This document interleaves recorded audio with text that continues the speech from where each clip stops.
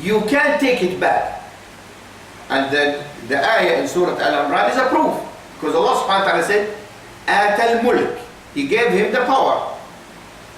And he can take it. Because he said, تؤتي الملك من تشاء وتنزع الملك من تشاء. So Allah subhanahu wa ta'ala gave the power and he take it. So Ata means you will give and you can take it back. Wahaba also doesn't give the tamlik. It will not give him that he will own it. So the word a'ta here, Allah subhanahu wa ta'ala used this verb, which means that Allah subhanahu wa ta'ala gave you and it is yours. And the tense that Allah subhanahu wa ta'ala used. He used which tense? He used the past tense. Because the word, it is a'ta, yu'ti. So a'ta the past, yu'ti the present, a'ti is the commandment. So a'ta, yu'ti, a'ti. So what this means? Shaykh al-Islam ibn Taymiyyah, he spoke about this. He said to show us that this happened when Allah subhanahu wa ta'ala created the heavens and the earth. So it is there. When Allah subhanahu wa ta'ala created the heaven and earth, this has happened. Because Kauthar, if we are talking about Kauthar, it is there since He created the Jannah. It's not something new. And this shows us that how much Allah subhanahu wa ta'ala loves our Prophet Muhammad sallallahu alayhi wa alihi wa sallam. So He gave him this ages ago. Inna a'tainaka al-Kauthar. Now we'll come to the next ayah.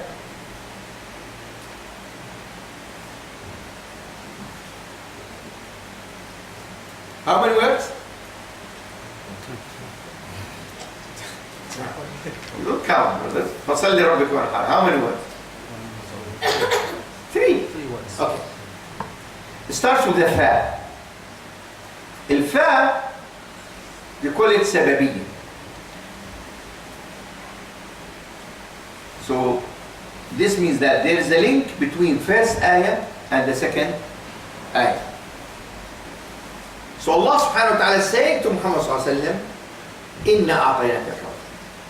This is, they call it also jumla khabariyya, so statement. Now, this one is an order.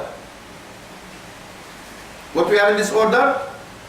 That's ayah, order. How many orders? Two. What's the first order? Salli. What's the second order? But between the two verbs, there is a word. لِرَبِّكَ. So the first order is salli. This means the first way of thanking Allah subhanahu wa ta'ala in your life is this is the first way of thanking Allah subhanahu wa ta'ala. And the one who does not pray, he's not thanking Allah subhanahu wa ta'ala. So you cannot show your gratitude to Allah subhanahu wa ta'ala if you don't pray. You must start with this. And this is, you'll find in all the Quran, all the hadith, after Iman comes what? Salah. And it is this ayah and other ayahs in the Quran is a reply, a proof against those who are trying to talk about Salah lightly. Say it doesn't matter, you can do it later, you can, no. Allah subhanahu wa ta'ala in Surah At-Tawbah, for example, He talks about the mushriks. These mushriks, He said, فَإِن تَابُوا وَأَقَامُوا الصَّلَاةَ فَإِخْوَانُكُمْ فِي الدِّينِ وَآتُوا الزَّكَاةَ. So first they make the tawbah. How the mushrik will make the tawbah? Embrace Islam. You say, Ashhadu an la ilaha illallah, Ashhadu Muhammad Rasulullah. You will stop taking partners with Allah subhanahu wa ta'ala. What's after tabu? Aqamu salah. Perform the salah. Then atu zakah, paying the zakah. In Surah Al-Baqarah, I mentioned this many times, but it is good to remind ourselves. الذين يؤمنون بالغيب ويقيمون الصلاة, straight away. ومما رزقناهم ينفقون. So Allah subhanahu wa ta'ala here said to Muhammad sallallahu alaihi wasallam, the first way to thank Allah subhanahu wa ta'ala for this great gift that He gave you, the Kauthar, to do what? Salah. Then number 2 is Nahr. And here we see that Allah subhanahu wa ta'ala talking about 2 pillars of the Islam. The first pillar is, and the second pillar is Nahr. And because we know there is Eid related to what? Nahr. Even there is many people, they say Eid al-Nahr. Why they call it Eid al-Nahr? Because there is slaughtering. Now, and here talking about 2 types of the ibadah. They are saying there is ibadah badaniyya. Ibadah badaniyya. What do we mean ibadah badaniyya? Physical ibadah. Which ibadah physical? Huh? Hajj. Prayer. And salah. Salah. So Hajj more. That's why I'm coming to it. So in salah, you don't pay money to pray. Yeah. Sawm, do you pay money to fast? No. So ibadah, what? Badaniyya. Remember this word. Ibadah badaniyya. Physical ibadah. And there's ibadah maliyya. Ibadah, what ibadah maliyya? Involved money. What's the first one? Zakah. Zakah. The zakah, you can do it on the internet. You don't have to work for it. You can ask someone, take this money and give it to the people. Yeah? You don't have to do physical action. It is only money. But al-Hajj now, what? Both. Ibadah badaniyya, you are doing the tawaf and this thing, and ibadah maliyya, because what you do? You slaughter. So here the ayah combined between the 2 types of ibadah. The ibadah badaniyya, which is the salah, and ibadah badaniyya wa maliyya, which is al-Hajj, which is part of it, slaughtering. This means that you are, in the second ayah, you are responding to the first part of the ayah by giving, by praying, and you are benefiting the people, because when you do Nahr, who will benefit from that? The people, the poor people. فَصَلِّ لِرَبِّكَ وَانْحَرْ. Now, the middle word which I said, لِرَبِّكَ, for your Lord, which here means that this is al-ikhlas. You are doing the salah for the ikhlas. You are doing this because you are sincere. You are doing this only for Allah subhanahu wa ta'ala. You are not doing it for any people. You are doing it only for Allah subhanahu wa ta'ala. إِنَّ شَانِئَكَ هُوَ الْأَبْتَرُ. Now here we'll find, firstly, Allah subhanahu wa ta'ala used inna, which means indeed. They call it tawqeed. شَانِئَكَ مُبْغِضَكَ, the one who hates you. هو الأبتر. Again, Allah subhanahu wa ta'ala used here another way of confirmation. Use the pronoun huwa, he. Al-abtar, the one who will be cut off. Now Allah subhanahu wa ta'ala here didn't mention a name. He mentioned here a description. He mentioned a description to the one who hates Muhammad sallallahu alaihi wasallam. And he mentioned a description of what is the reward or punishment for that person. So, the one who hates you, Muhammad sallallahu alaihi wasallam, if he's Al-As ibn Wa'il at that time, or Umayyah ibn Khalaf, or any other, or later Munafiqeen, or these days, or these media who's attacking Islam in different ways, especially these days, the education minister who hates anything to do with Islam, and he's trying his best if he can to close all Muslim schools in UK and put them in special needs. One of his ideas that if you are praying in the masjid 5 times a day, you are extremist. This is the meaning of extremist in his views. Just if you are praying, if you are avoiding the haram food and these things. And I was reading the report today about one of the schools in Birmingham, and he said to show you how they are extremists, they are saying music is haram. This is a proof that how extreme these people are. Shani Ati, who will after, they will be cut off. And when we look, brothers and sisters, to those who declared war against Muhammad sallallahu alaihi wasallam, you will find them uptight. They will cut off, or some of them being guided.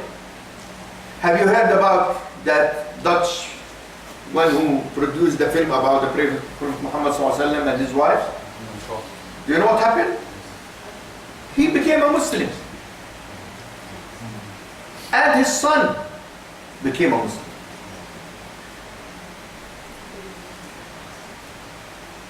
And here in this ayah we see that Allah gave Muhammad sallallahu alaihi wasallam something different from all the other prophets. What he gave him? He gave him a unique situation that mostly every time you remember Allah, you remember Muhammad sallallahu alaihi wasallam. Look, every day there is adhan, and in every adhan, what do we say? Ashhadu an la ilaha illallah, ashhadu anna Muhammadan Rasulullah. We enter the salah, and in the salah, when we sit for the tahiyyat, we said salam to whom? Salamu alayka ayyuhan nabi wa rahmatullahi wa barakatuh. And in the tahiyyat with what? Do you know the tahiyyat? Yes. What we end it with? What? Come on, brother. Ashhadu an la ilaha illallah wa ashhadu anna Muhammadan Rasulullah, or ashhadu Muhammadan abduhu wa rasuluh. Then after that, what we do? Allahumma salli ala Muhammad wa ala alihi. Someone like to become a Muslim, what do you require from him to say? So, the name of Allah subhanahu wa ta'ala linked with the Prophet Muhammad sallallahu alaihi wasallam. And I think I mentioned this to you before, but because we are talking about this surah, just when we think about the time, now, for example, Maghrib today in Bedford, 9:20 or 9:25, okay? In Luton, 9:20. So when you go to Milton Keynes, maybe 9:30, you keep going up. So there is difference, 3-4 minutes, 5 minutes, 1 minute. And if you look at Salat al-Maghrib in all the world, you will find in every 3-4 minutes, in a way, I'm saying every second, but to make it easier, every 3-4 minutes, there is a call for the adhan. Either Fajr, Dhuhr, Asr, Maghrib, Isha. all over the world. When you look at the word, because of the difference of the time. This means that every minute there is a mu'adhin saying, what? There is a person praying and saying, Assalamu alayka ayyuha nabi wa rahmatullahi wa barakatuh. There is a person saying, Allahumma salli ala Muhammad wa alayhi. Is there any person on earth that there is people mentioning his name every minute, every second on earth, other than Muhammad sallallahu alaihi wasallam? This is, as Allah subhanahu wa ta'ala said in Surah Al-Sharh, وَرَفَعْنَا لَكَ ذِكْرًا إِنَّ شَانِئَكَ هُوَ الْأَبْتَرُ. So when we look at that surah, and look at this, إِنَّ شَانِئَكَ هُوَ الْأَبْتَرُ. And here in UK, I think some of the statistics saying that the most common name in UK is Muhammad sallallahu alaihi wasallam. In Europe. In Europe, mashallah. Because every single Muslim family, you'll find them, one of the family, either the son or the father or grandfather, Muhammad. So you'll not find the people they call the other, I mean the non-Muslim, they are calling different names, but the most common name, which is, this is, shows us how Allah subhanahu wa ta'ala raised the fear of Muhammad sallallahu alaihi wasallam, and telling us that inna shani'aka huwa al-abtar, those who hate Muhammad sallallahu alaihi wasallam are those who will be cut off. Now, what are the lessons we learn from this surah? The lessons, the first lesson, we believe that Allah subhanahu wa ta'ala gave Muhammad sallallahu alaihi wasallam the abundance and gave us Muslims this. The blessings that Allah subhanahu wa ta'ala gave us as Muslims and unlimited, and it's our duty to recognize them and understand them and to see how blessed as an ummah we are, and we should all the time to feel confident in this. And don't make any of these attempts around us, the environments that they are trying to create, to put us down, to make us feel down. No. We should take from all these wars against Islam, if it is by media or other than media, it is a tool that it makes us more strong in our deen, more strong in our iman, more confident that this deen will prosper, because this deen is the only salvation for human beings. Number two, we have to take this ayah, this surah, as an order to every one of us that you have to do your prayers on time and to perfect your prayers, not to be like those الذين هم يراءون الذين هم عن صلاتهم ساهون, and to encourage us to give by النحر, in different ways, sacrifice for the sake of Allah subhanahu wa ta'ala. And finally, to remember, to keep remembering sending salawat on Muhammad sallallahu alayhi wa sallam, especially on Friday. And Allah subhanahu wa ta'ala promised us that man salla alayhi salatan sallallahu alayhi biha ashran, the one who will give one salah on the Prophet sallallahu alayhi wa sallam, Allah will give him 10. أسأل الله سبحانه وتعالى أن ينفعني وإياكم بالقرآن العظيم وأن يجعلنا من الذين يريدون الحوض على محمد صلى الله عليه وسلم ويشربون من الكوثر. اللهم آمين، وآخر دعوانا الحمد لله رب العالمين.